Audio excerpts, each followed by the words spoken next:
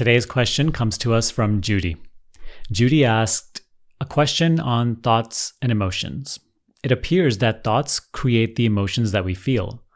From my own experience, when I witness the thought and not attached to it, the emotion that would normally be induced by the thought, for example, a thought that creates anger, dissolves very quickly.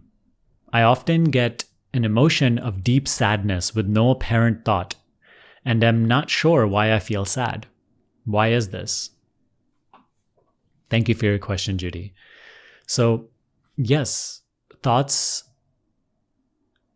influence the emotions that you feel. And emotions also influence the thoughts that arise. It's all vibration based. Let me explain it to you this way. A thought is an idea, right? A thought is like a fancy gift, right? It's a gift wrap. Inside of the gift wrap is the actual thing that you want. So a thought arising is just like the gift wrap. Inside of the box is the idea that the thought proposes. And notice how that idea is a point of view of seeing the world, of seeing what is. So an angry thought comes with the perspective of the angry one. It is an angry perspective of the world. A fearful thought contains a perspective, a point of view, looking from the point of view of a perspective that has something to fear. You can observe your thoughts in this way. It is wonderful for you to see that every thought includes within it a point of view, a way of seeing the world, and it's talking about the world in some sort of way. Now, the emotion that you feel with the thought that may arise, it shows you how in alignment or out of alignment that thought, that point of view is. When you feel what we call negative emotions, it shows you that the point of view that you are seeing things from is not in alignment with the truth of the way things are. That it means that you are looking through a very limited perspective that is far from the truth. It is a distorted version of what is, and it will not serve you. So how we feel is like the theme of the point of view through which we are seeing things. Isn't that very interesting? That your emotion, your mood, how you feel is like the scenery, the theme, the season of the particular point of view that you are seeing things from. Now, this emotion and how you feel will further influence thoughts from the same point of view, of which this is inherent, you see? So an angry emotion, right? The emotion of anger will further keep and reinforce this point of view of anger and the angry one. Notice how you can, in a moment of anger, look at your loved one and you absolutely despise them. But when the emotion of anger passes and the point of view that you are looking through also passes, now you can look at the same loved one with absolute compassion and love. Why is that? It's because previously the perspective that you were looking through imposed on you that sort of view and that feeling associated with that view. So you see, in this way, all the positive emotions that you feel, when you feel at peace, when you feel at ease, when you feel happy, when you feel pleasant, excited, in those moments, if you take an inventory of the content of your thinking, notice how you are looking at the world in a positive way. You are looking at the world, and there's like a sense of security. There's a sense of knowing all is okay, all is well. And that is so, because that perspective, that point of view is more in alignment with the truth of what is. Because that perspective is more in alignment with how the self sees. How does the self see? It just simply sees. Awareness, which is identity, which is self, is the pure allowance of what is in this moment. Awareness is not in conflict with anything that appears.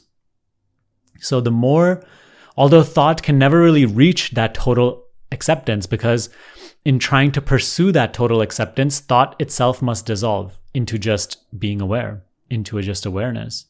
Because thought itself is a contraction. Awareness is not a point of view. It's simply what is. It is the true perspective, but it is not a point of view.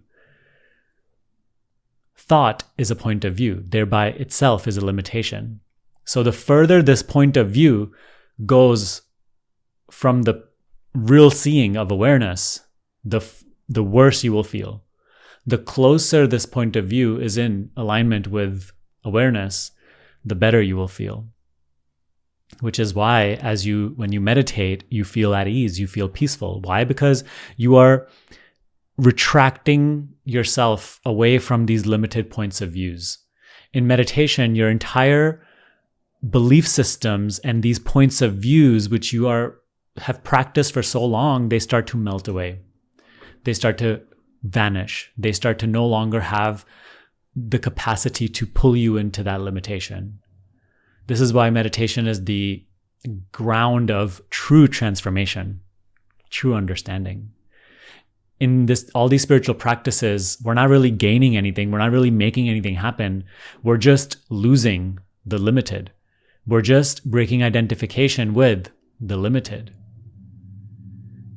So you say over here, when I witness a thought and I don't attach to it, the emotion that would normally be induced by that thought dissolves very quickly. That is also true. So when you just learn to not buy into the thoughts that arise, let's say a thought of anger arises, right? And you see that, oh, it's just the mind. It's just arising spontaneously. You don't see it as me or mine. You don't believe in the story that it is talking about. Therefore, you don't buy into that point of view. It just falls away. And you are no longer subject to feeling the associated emotion with that thought. So now you also ask, I often get an emotion of deep sadness with no apparent thought, and I'm not sure why I feel sad. Why is this? You see, the mind asks, why is this? And then it goes trying to look for another story that it can say, oh, this is why, Judy, you feel sad right now. But I invite you to look at it in a new way. Whatever you feel, whatever thoughts arise, just see it as your conditioning, your karma, your mental impressions of this personality unfolding, unraveling. If sadness comes, that's okay, because when sadness comes and you don't identify with it, when you don't buy into it, when you don't fall into the perspective of sadness, then it will also go. And it will stop having a grasp over you.